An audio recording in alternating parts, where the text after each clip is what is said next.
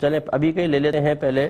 انہوں نے کہا کہ کیا انسان کو معلوم ہوتا ہے اگر وہ قبر میں ہے کہ کون مجھ سے ملنے آ رہا ہے، ماں باپ ہیں، بہن بھائی ہیں، کون ہیں؟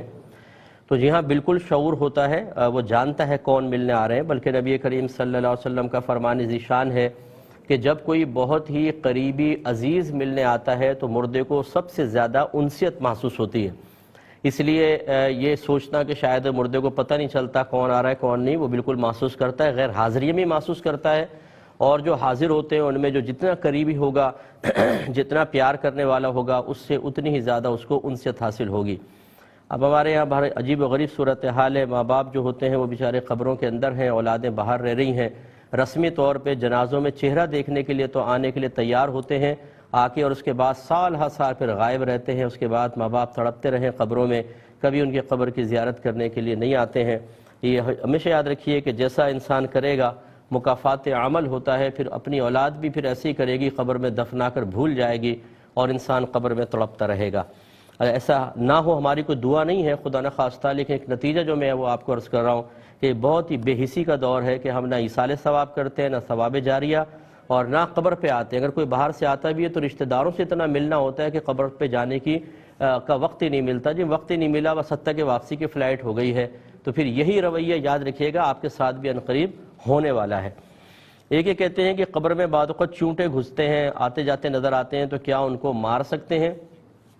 اس کے بعد جواب دیتے ہیں ایک مختصر سے بریک کے بعد. بسم اللہ الرحمن الرحیم. ایک یہ کویسچن تھا کہ قبر میں بعض اوقات چونٹیاں یا چونٹے جاتے آتے نظر آتے ہیں تو کیا ان کو مارنا جائز ہے؟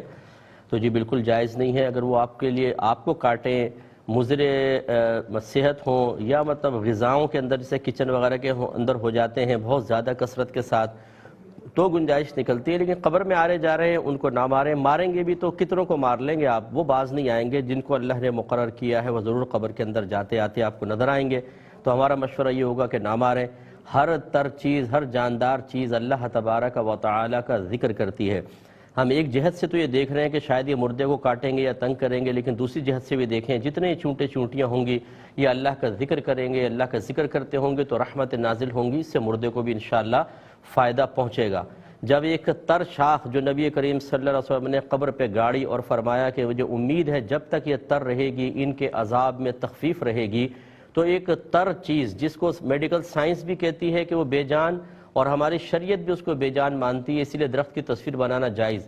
لیکن پھر بھی میرے آقا صلی اللہ علیہ وسلم نے خبر دی کہ وہ شاخ ذکر الہی کرتی ہے تو جاندار چیز تو بدرجہ اولا کرے گی.